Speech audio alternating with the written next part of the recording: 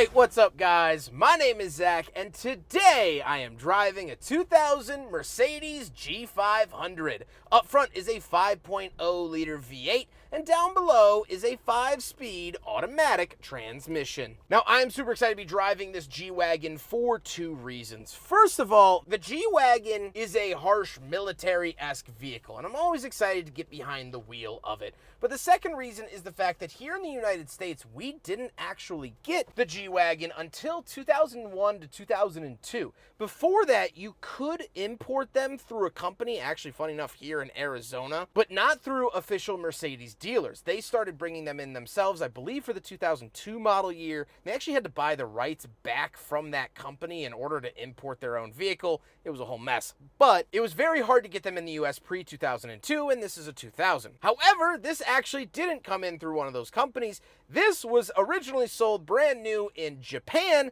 and then imported 25 years later to the United States. So this car has an incredible story, incredible history, and I'm excited to share all of it with you here today. But if you'd like to submit your own vehicle and have it reviewed here on the channel, you can head on over to my website, zackpradel.com/submit.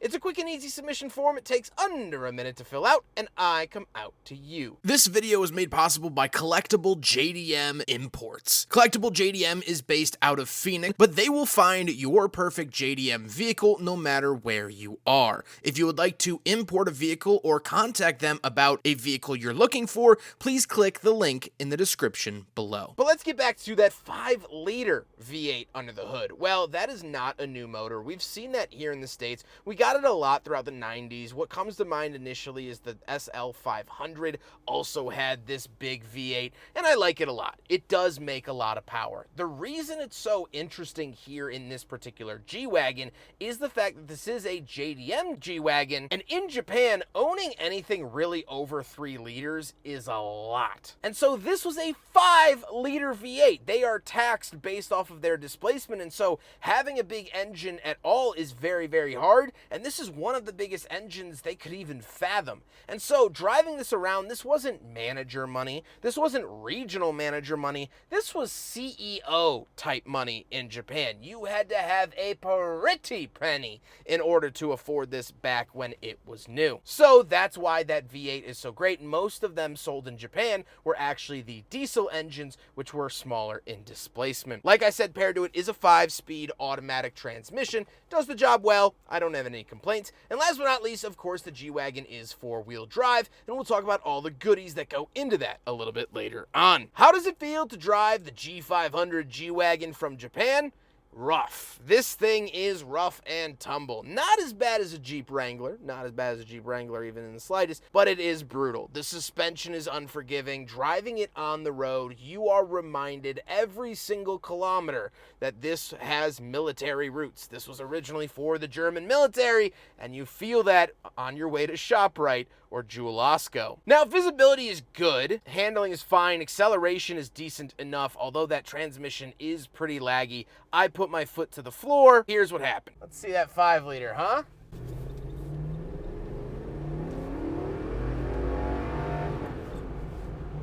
It took a second to remember who it was, but once it remembered, it goes. It definitely goes. I think that was mostly transmission.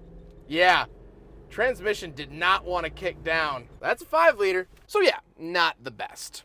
With that stuff out of the way, let's talk about the interior. Well, in front of me, I have 4 gauges. Off to the left is my fuel and coolant temperature. You'll notice the coolant temperature in Celsius. However, in the center, we have the speedometer, and off to the right, this is a tachometer, but the speedometer is still in kilometers. However, the odometer is in miles because you can change it digitally. On the steering wheel, on the left, we do have our selectors for that gauge cluster screen, as well as we have our skip track. And off to the right, we have our volume. To the left of the steering wheel, we have our headlight switches and rear fog light switches, and we do have an added cup holder. We'll do a big rig bottle test. It fails. Not only does it fail because it's an added cup holder, but the rest of the G-Wagon actually doesn't have cup holders, so it's a fail all around. Moving on to the door, get nothing. Nothing going on over here. We have the latch to get in and out, but that's it. No window switches, no mirror switches, no nothing. And moving into the center, we do have our climate control vents, and we have a whole bunch of buttons. So off to the left is the rear wiper, rear defrost. Nice to see that. But in the center, we get our differentials. So we can lock the front, we can lock the center, and we can lock the rear differentials. And this is an incredibly great system, but also an incredibly complex one. These buttons are electronic. They then signal a pneumatic system to lock the diffs, but the actual locking of the diffs is done hydraulically. So it's a very planes, trains, and automobiles solution to a locking differential issue. It's a pretty reliable system, but when it does break, it breaks hard, and it breaks hearts. Down below, we do have our climate controls. Now, they are mostly covered up by this Android unit the owner has installed. However, down here in Phoenix, Arizona, you pretty much set the AC to full blast, and you leave it there until you sell the car. So, there's that.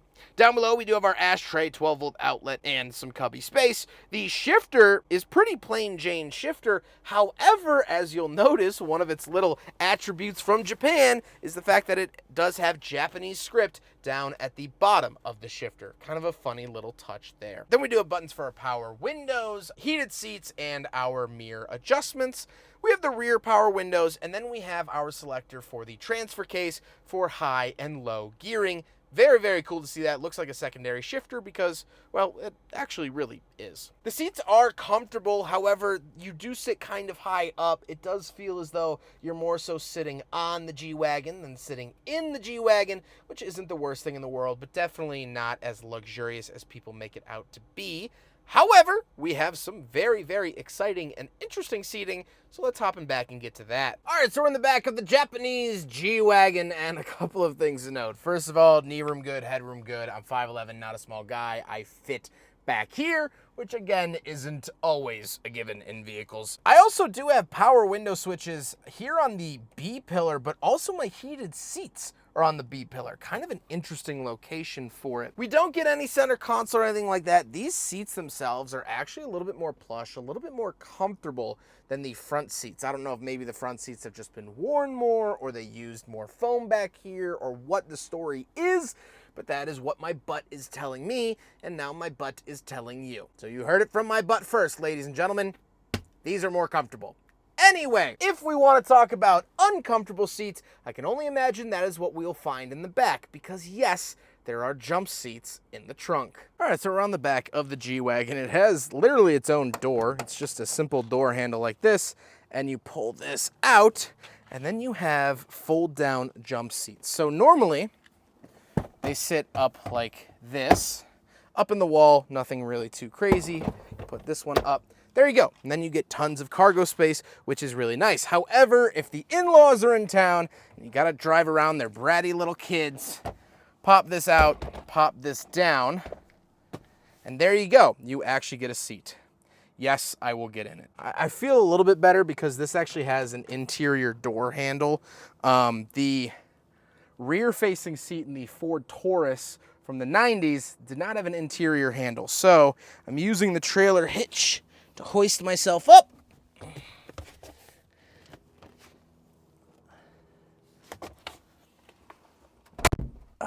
Okay, well, this is a terrible angle. So I am sitting in the technical third row of a G-Wagon, a Japanese G-Wagon, which is pretty cool. We do have like grab handles here, so if I'm out on safari, whoa! But I cannot sit up straight. My spine is currently a cursive letter. Sitting back here, I kind of have to, hunchback of Notre Dame it. But I have seats. I have seats in the back of a G-Wagon. I didn't even know that this was an option. And so if I want a buddy, pop this out, bring that down. There you go. I can have a buddy sit in the back with me in my Japanese G-Wagon. So open it up right here. Like I said, it actually has its own handle, and I can hop out. I can only imagine it won't be very graceful, so I won't film that. But let's talk about the looks. Now we gotta talk about the looks, and I like the look of the G-Wagon. However, you might have spied it at the beginning of the video. This has had a facelift done to it, so a previous owner somewhere in Japan actually put basically a modern front clip onto it, its headlights and grille and things like that. It's been retrofitted, so it's not the original 2000 grille and headlights, but the G-Wagon as a whole hasn't really changed all that much, so kind of nice that you can update it, make it look brand new for a lot less money than buying a brand new one, but I digress. With all of that being said, let's get on to my final thoughts. What do I think driving a Japanese imported G-Wagon? Well, of course, this has been a fun opportunity and an interesting look at a vehicle that has had quite the history and story. The G-Wagons were originally built in Austria, and then this particular one was sent down to the island of Japan and driven around for 25 years until it was purchased and now brought here to Arizona. This car has covered more miles by land and sea than under its own power nearly. So, very, very interesting. But why would you import one of these? What's the big appeal? We got G-Wagons a couple years later. Well, these are a little bit better built. These are more military oriented, and so everything is not checked, it's double checked and triple checked. They're stout, they don't really break, and they can be had for a lot more affordable prices than obviously buying a brand new one. And in my opinion, the brand new ones are very tech heavy, especially the electric G-Wagons. So I would much rather daily drive one of these and facelift it to make it look new as opposed to paying $200,000 for a new G-Wagon. You still get all of the looks, all of the luxury, all of the G-Wagon-ness for a lot less money. I also just love the fact that someone in Japan had this. This was a very wealthy person who originally owned this. That V8 badge on the side might as well say Gucci or Prada or Patek Philippe, because in Japan, that's the kind of person that would have been able to afford this. And so, if there was ever a car I wish I could talk to, this might be very high on that list. What it saw in Europe, what it saw in Japan, and what it's seeing now in the southwest of the United States. Talk about a storied vehicle. I hope you guys enjoyed the video. Huge thank you to Jad for letting me borrow his G-Wagon. Again, I just want to say thank you to Collectible JDM for making this video possible. If you would like to source a JDM vehicle, please click the link down in the description below and make your dreams a reality. But I hope you guys enjoyed the video. Don't forget to rate the video, comment on the video, and subscribe if you really liked it. Take care, guys.